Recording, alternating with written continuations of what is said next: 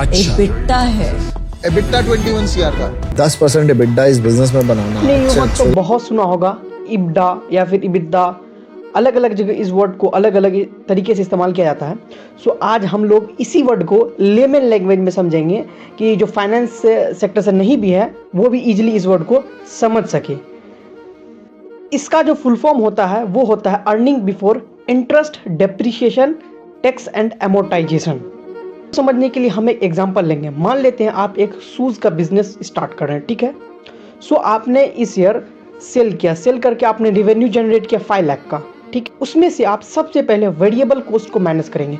Variable cost किसे कहते हैं? वो कॉस्ट जो कि डायरेक्टली एट्रीब्यूटेबल होता है गुड्स पे। अगर आपके समझने के लिए मैं बता दूं, कुछ वेरिएबल कॉस्ट जैसे रॉ मटेरियल या फिर लेबर कॉस्ट, यानी जब आप काम करोगे तभी ये खर्चा आएगा। अगर फैक्ट्री बंद है तो रॉ मटेरियल का खर्चा नहीं आएगा या फिर लेबर का खर्चा नहीं आएगा।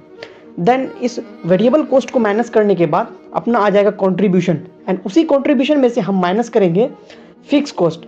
फिक्स कॉस्ट कौन सा है? जैसे रेंट, सैलरीज, क्योंकि आप जो प्रीमाइसिस में काम कर रहे हो, चाहे आप प्रोडक्शन करो या ना करो, उसका रेंट और सैलरीज तो जाएगा। ये एक फिक्स्ड कॉस्ट हो गया।